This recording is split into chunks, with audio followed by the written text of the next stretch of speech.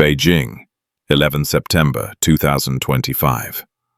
At the foot of a luxury residential tower, under the cold glow of emergency lights, the body of a beloved actor lies motionless. Officials move with calculated efficiency, voices low, steps rehearsed. A verdict is delivered before the sun rises. An accident, alcohol, nothing more. It is simple, convenient, almost too perfectly wrapped for a world that no longer believes in perfect endings.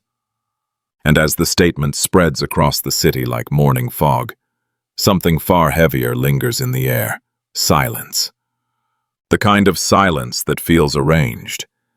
But by afternoon, that silence fractures. A different version begins to circulate, raw, frantic, and impossible to ignore. The whispers say the fall was not the cause of death, that the actor's body carried marks too deliberate, too asymmetrical, too intentional to belong to a simple tragedy. This new wave of speculation grows not from sensationalism, but from the sheer mismatch between what was seen, what was heard, and what was announced. As the day stretches on, fans gather online, replaying his final posts. There were captions that once seemed poetic, but now read like warnings carved into glass. Lines about losing control of one's own path, about fame becoming a room with no doors. At the time, they were interpreted as expressions of stress, the kind that every public figure eventually shoulders. But in hindsight, they feel like quiet alarms no one bothered to hear. The building where he was found becomes its own character in the unfolding mystery. A place known for its tinted glass, seamless hallways, and security so sophisticated that even the residents joked it could predict a visitor before the elevator did. And yet somehow, not a single recording from that night remains. Not one. According to the early murmurs, entire systems went dark. Hours vanished into a gap that no one could logically explain. Inside the city, conflicting narratives collide like two storms meeting at sea. One insists on a momentary lapse, intoxication, imbalance, misfortune. The other insists the story is incomplete, that too many details diverge from the logic of a fall. And more importantly, that the speed of the official response feels less like clarity and more like choreography. Still, no accusations are made. No names are attached to the theories. The only truth that remains is the unease. A public figure adored by millions died under circumstances that refused to fit neatly into the box they were placed in. And the more people try to make sense of it, the more the edges unravel. For now, there is only an unresolved question floating in the city's air. If it truly was an accident, why does everything around it feel so meticulously arranged? The answer lies buried beneath layers of silence, and the story has only just begun. The hours following the actor's death unfold like a film whose frames have been shuffled. Nothing quite aligns. Every detail seems to hint at a past event, a hidden moment, a fracture that had been growing long before that final night. To understand what happened at the base of that tower, one must first trace the shadows leading to it. Shadows that began weeks, months, perhaps even years earlier. In the entertainment world he inhabited, nothing was ever as glamorous as it appeared on screen. Behind red carpets and polished interviews was an ecosystem powered by alliances, silent agreements, and favors that could elevate or erase. The actor had always been aware of this delicate balance, but those who knew him well noticed the cracks forming long before the tragedy. They remembered the shift in his tone, the restless nights during filming, the way he lingered in conversations where he once would have smiled and moved on. There were whispers about a private gathering, a small, curated circle of influential figures within the industry. Officially, it had been presented as a discussion for a future project, the kind that promised ambitious storytelling, and international reach. Yet those present described an atmosphere thick with tension, the kind that signals business far beyond scripts and studios. The actor had attended with the same reserved grace he always carried, but multiple sources hinted that he left unsettled, as though he had witnessed something he was never meant to see. In the days that followed, he became noticeably withdrawn. The energetic spark that once defined him seemed dimmed. Crew members on set recalled moments where he stared at his own hands, as if weighing decisions he could not yet put into words. Friends described conversations cut short, messages that read like rehearsed reassurances rather than genuine responses. Something had changed, a shift subtle yet profound. And then there were the posts. Cryptic at first glance, poetic even. But now, in retrospect, they resembled quiet distress signals. "Sometimes the path chooses you," he had written. "Sometimes the spotlight becomes a cage." Fans praised the philosophical tone, unaware that he may have been speaking from a place of suffocation rather than creativity. His final week was marked by signs few recognized. He canceled private appointments he had never once missed. He stayed longer on set even after filming wrapped, lingering near familiar faces as if the presence of others granted temporary safety. He avoided large gatherings, responding to invitations with polite but uncharacteristic hesitation. The people closest to him sensed a fear that was never voiced. On the morning before his death, neighbors claimed they saw him pacing the corridor outside his apartment. His steps were slow, almost measured, as if each movement demanded deliberation. A security guard mentioned that he seemed distracted, responding late when greeted. None of them thought it was alarming at the time. People have bad days, actors especially. But hindsight transforms ordinary moments into neon warnings. Much of the unease centered around one unconfirmed detail, a recording he was rumored to have made on his phone. No one knew exactly what it contained, or if it existed at all. But some believed he had captured a conversation, perhaps something overheard, something not intended for public ears. The idea alone was enough to paint a clearer picture of his growing anxiety. Anyone holding a piece of information not meant to surface becomes, intentionally or not, part of a dangerous equation. The autopsy leaks only deepened questions about what pushed him into that final sequence of events. The injuries described did not match the neat, singular explanation initially offered to the public. There were bruises around his wrists and neck that looked like force, not imbalance. There were traces of substances in his blood that suggested sedation more than celebration.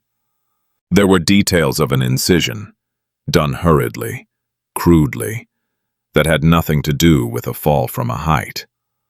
Each of these elements pointed toward a scenario far more complex than a momentary misstep. Even his friends, reluctant to fuel speculation, could not help acknowledging the strangeness of his final days. One of them recalled a message he sent just 48 hours before the incident. "Do you ever feel like someone is rewriting your story while you are still living it?" At the time, they assumed he was expressing frustration with the pressures of fame. Now it reads like something else entirely. A man sensing the unraveling of control over his life. In the world he moved through, silence was often the currency of survival. Speaking up meant risking everything: roles, reputation, safety. Staying silent, however, came with its own price. Many wondered whether he had been walking that tightrope in the weeks before his death, torn between raising an alarm and protecting the people around him. And so the question forms, not as an accusation but as a haunting echo across the unfinished narrative of his life. What corner had he been pushed into? And what did he know that made his final moments feel so orchestrated? As the first part of this investigation closes, one thing is painfully clear. The fall may have been the final chapter, But the story began much earlier, carved through moments no one realized were clues. And the deeper the world digs into those unseen days, the more the surface of the tragedy begins to crack. By the time the sun rose the next day, the city was already divided into two versions of the same story. One belonged to the official statements, tidy, conclusive, and determined to end the conversation before it began. The other belonged to the people, a restless current pulsing through the digital world, growing louder with every shared post and every unanswered question. What started as murmurs became a tidal wave within hours. News feeds flooded with conflicting accounts, fan pages turned into makeshift investigation hubs, and online forums, usually buzzing with discussions about new dramas and upcoming tours, shifted into spaces of collective disbelief. The actors' names surged across platforms, each mention carrying a new layer of speculation or sorrow. Some users clung firmly to the explanation of a tragic accident, convinced that overthinking would only deepen the wound. To them, grief was enough. They urged others to stop searching, to stop analyzing bruises and timestamps and hallway echoes. They argued that sometimes tragedy is simply tragedy. But a much louder group refused to accept a story that felt incomplete. They began dissecting everything available: images of the scene, recollections from neighbors, screenshots of the actor's final posts, and early descriptions of his injuries. They noted inconsistencies, replayed clips from interviews where his smile seemed strangely forced, and attached meaning to every subtle shift in his eyes.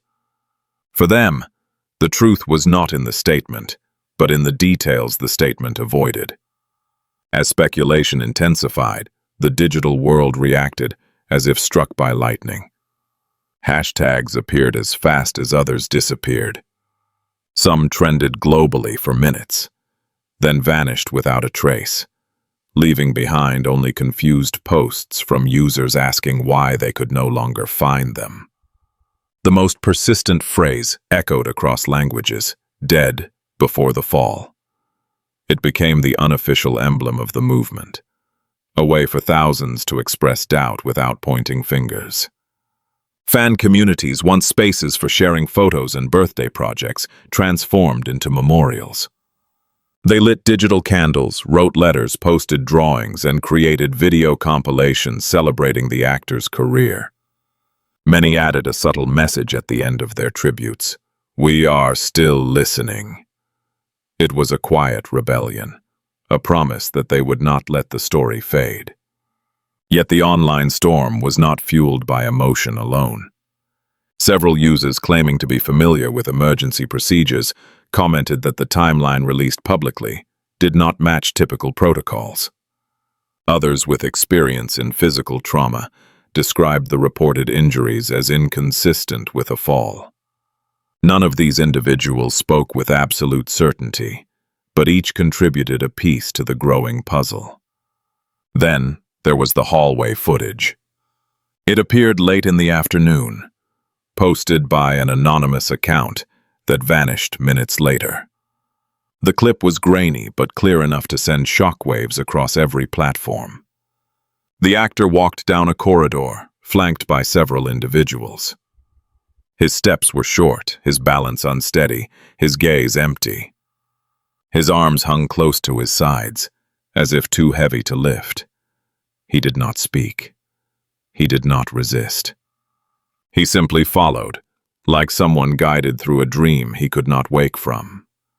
One detail drew immediate attention: a hand holding a phone at chest level, recording. It was small, almost delicate, with a wristband many fans recognized from previous behind-the-scenes footage. People began to speculate about who the hand belonged to, but the more responsible users urged caution. The clip alone was shocking enough. Guessing identities would only deepen the chaos. Still, even without names, the footage was devastating. It contradicted the notion that the actor had been alone, carefree, or intoxicated moments before the fall. It showed a person who appeared restrained, not by force, but by something heavier. Confusion, exhaustion, or perhaps substances lingering in his system. The clip spread at impossible speed. Within an hour, it had been downloaded, mirrored, and reposted around the world. But just as fast as it rose, it disappeared. Links broke. Profiles were locked. Entire threads vanished, leaving only fragments, comments reacting to content no longer visible. The disappearing material only intensified public suspicion. And, as often happens when information is removed faster than it can be addressed, the removal became its own evidence. Offline, the emotional impact began to show. Small crowds formed near buildings associated with the actor's work, leaving flowers, letters, and photographs. In the quiet hours of the night, people lit candles on the sidewalks, whispering prayer-like messages as if trying to reach him through the air. In talk shows and live streams, commentators debated the event with palpable discomfort. Some insisted the public had no right to pry further. Others argued that transparency is the only way to honor someone whose life had been spent entirely under a spotlight.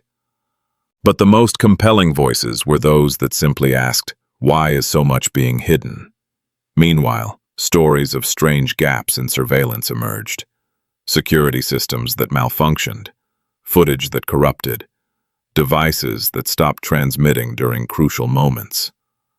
Residents mentioned unfamiliar teams entering the building that night, removing equipment, sealing doors. No accusations were made, only observations. But each detail added weight to the growing collective unease. And so the narrative widened. What began as grief transformed into momentum, a movement of people refusing to let the story settle into silence. They did not claim to know the truth. They only knew they were not being told enough. As the storm of voices grew louder, one thing became certain. Whatever happened that night was no longer a private tragedy. It had become a mirror, reflecting something far larger, something the world could sense, but could not yet name. Night had already settled over the city when the final threads of the story began to pull loose. In the cold, fluorescent-lit corridors of the morgue, where everything smelled faintly of steel and quiet, 3 specialists prepared for the examination that would determine the truth behind the fall. They expected routine. They found something else entirely. The body arrived with an unusual level of escort, far more than what was necessary for a standard procedure. The stretcher rolled in silently, wheels echoing against the tile floor like soft warnings. The sheet covering the actor's figure clung to the bruises beneath, the outline of a life that had ended far too abruptly. One of the examiners hesitated before lifting the cloth, sensing instinctively that whatever they discovered would weigh on them long after the night ended. When the sheet was finally pulled back, the room shifted. What they saw did not match any narrative announced earlier. There were no signs of a natural fall pattern, no classic distribution of fractures, no expected trauma sequence. Instead, there were contradictions everywhere. The wrists showed pressure marks consistent with restraint. The neck bore a darkened imprint, too specific to be incidental. The skin around one thigh revealed a puncture with edges too clean to be accidental, the kind that suggested an administered substance rather than injury. But the true breaking point came when they examined the abdominal region. A crude incision carved across the torso, a long, uneven line that had been closed hastily. It was not medical. It was not professional. It was an act done in extreme urgency, the edges stitched in a way that implied panic rather than protocol. And beneath the incision, something was missing.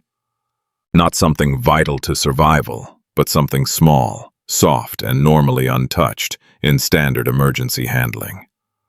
An absence that raised the most unsettling question of all. What had someone been looking for inside him? One of the examiners stepped back from the table, breath caught in his throat. He had seen difficult scenes before, but this was different. This felt deliberate. The kind of deliberate that changes the course of a story. He turned away, shoulders trembling, wiping his eyes with the back of his sleeve. Another examiner, older and steady, placed a hand on his shoulder without speaking. In the kind of silence that only exists around unbearable truth, they continued their work. Outside that room, the world was spiraling. Hours after sunset, a grainy still image leaked onto private online threads. It showed a dimly lit corridor, and in it, the actor, alive, but hollow. His posture was slumped. His steps were sluggish and uneven, like someone walking against invisible weight. 3 figures walked with him, their silhouettes obscured by the angle. The expression on his face, barely visible, carried something that struck everyone who saw it. Resignation. As if he knew he was being led to a place he would not return from. The video attached to that still frame spread like wildfire. In the clip, less than 20 seconds long, the actor did not speak. His eyes drifted unfocused. His movements were slow, disconnected from intention. A phone held by one of the accompanying figures recorded every second with unblinking precision. And then, abruptly, the clip ended, cut off before anything happened, as though someone had found it and severed the thread, just in time. Within minutes, the video began disappearing. Links broke. Uploads were taken down mid-refresh.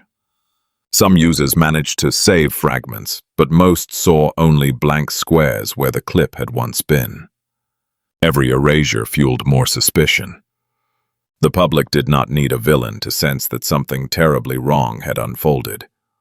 Sometimes, truth does not require names, it requires only patterns. Meanwhile, testimonies from residents of the building began to surface. They spoke of unusual disruptions the night before. Elevators stalled for minutes at a time. Hallway lights flickered. Some described hearing footsteps and muted voices behind locked doors. Others claimed they saw unfamiliar personnel moving through restricted areas, accompanied by carts carrying equipment. Most of these details were too scattered to form a concrete picture, but when placed together, they painted the outline of something larger. And yet, out of all the pieces that emerged, the autopsy notes shook the city the most. They were never published, officially. They existed as whispers, screenshots, blurred photos snapped in the seconds before someone's courage ran out. The notes described the lungs, showing signs of restricted breathing long before impact. The heart, indicating shock prior to the fall. The blood, carrying traces of substances not meant for recreational use. None of it aligned with an accidental scenario. To the public, the implications were terrifying, not because they pointed to a culprit, but because they pointed to a truth buried beneath layers no ordinary person could reach. People lit candles outside buildings he once filmed in. They left letters that said, "We heard you," and "Your silence is not your fault." The grief became a protest. The protest became a movement. As the night deepened, an unspoken understanding began to settle across the city. Whatever happened to him did not begin at the balcony. It began long before, somewhere in the invisible spaces where people's paths are rewritten without their consent. By the end of that week, one question echoed louder than any theory.